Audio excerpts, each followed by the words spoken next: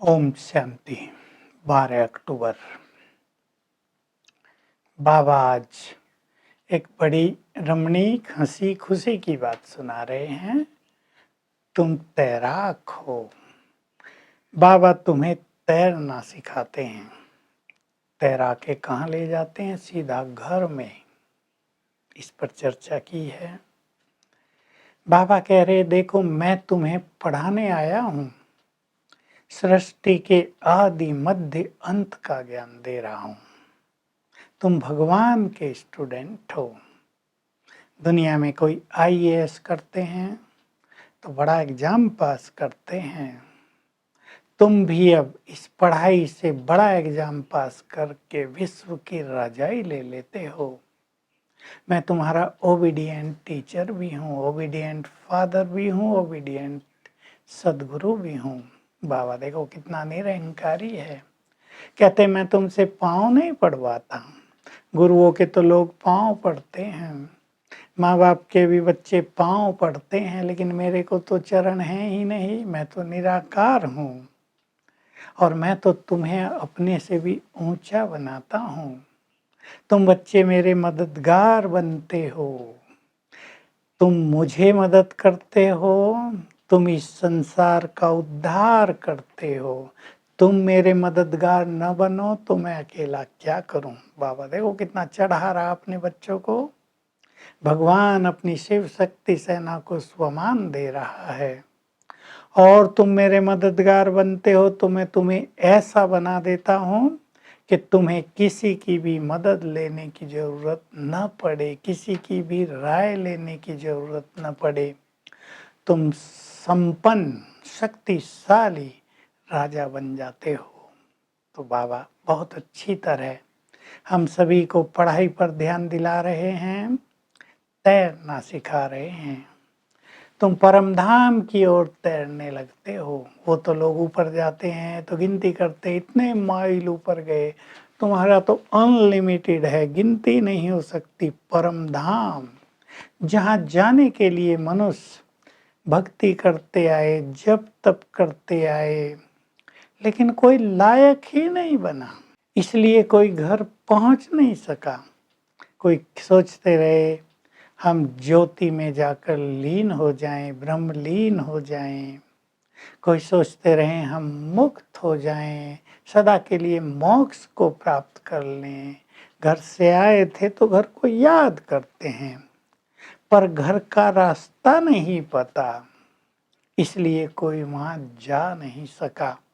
अब मैं तुम्हें मुक्ति और जीवन मुक्ति दोनों का मार्ग बताता हूँ। तुम्हें घर जाना है, उसके लिए तुम्हें लायक बनाता हूँ, क्योंकि सारे विकर्म विनाश करके पावन बनना पड़े, तब कोई घर वापस जा सकेगा। तो तुम तैराक हो, दूसरों को भी तैरना सिखा रहे हो। बाबा उदाहरण दे रहे हैं। यज्ञ के शुरू में एक मुस्लिम भाई पहरे पे रहता था, वो ध्यान में बहुत जाता था। कहता था मैंने खुदा का बगीचा देखा, खुदा ने मुझे फूल दिया। तो बाबा कह रहे खुदा ही खुद खुदा का बगीचा दिखाएगा ना। मैं इस संसार को ही फूलों का बगीचा बना देता हूँ, तुम्हें फूल बना देता हूँ, लायक पावन बना देता हूँ, तुम्हें परियां बना देता हूँ। दिखाते हैं ना मानसरोवर में, झील है मानसरोवर, उसमें स्नान करने से मनुष्य परी बन जाता है। पर कोई पंख वाले परी नहीं, परी सुंदर को कहा जाता है। मैं तुम्हें पावन सर्वगुणों से संपन्न, बहुत सुंदर, जहाँ तुम्हारी कंचन काया होती है, कोई रोग ही नहीं होता, ऐसा तुम्हें बना देता हूँ। तो अब तुम मेरी आज्ञा पर चलते हो। मैं गरीब निवाज हूँ। देखो साहूकारों का हम लाखों रुपया लेकर क्या करेंगे, मुझे तो गरीबों को राजाई देनी है। देखो भगवान कैसे बोलता है। भारत गरीब है, उसमें भी माताएं बहुत गरीब होती हैं। ये उस समय की बात है जब माताएं जॉब नहीं करती थी।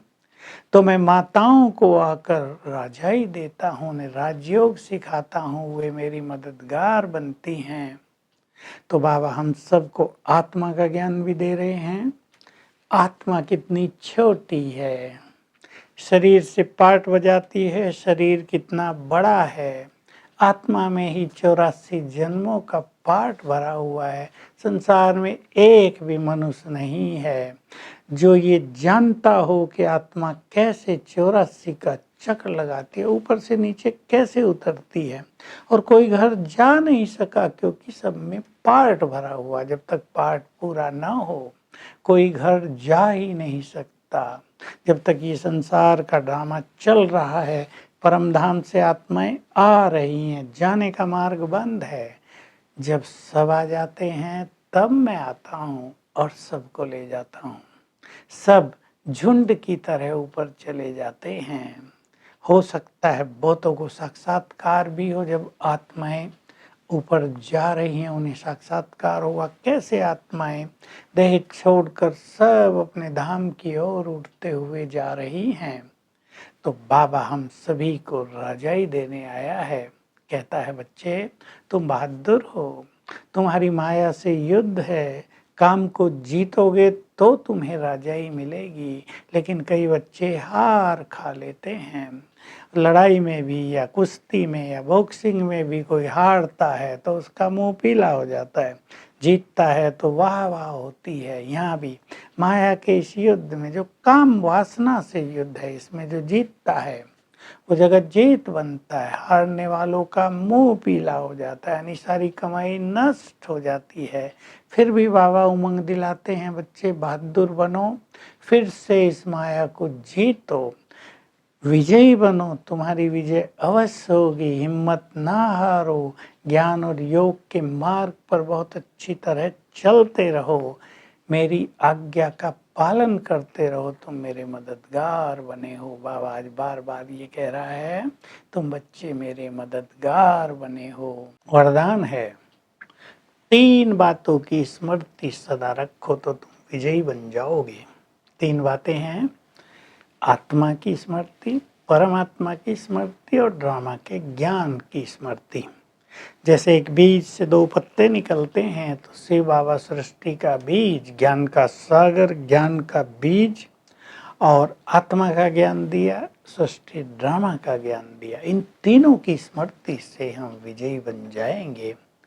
तो ड्रामा चल रहा है, बाबा की याद और आत्मिक स्वरूप ये हमें विजयी बनाने वाले हैं। स्लोगन है, अपनी प्राप्तियों को याद रखो तो माया जीत बन जाओगे।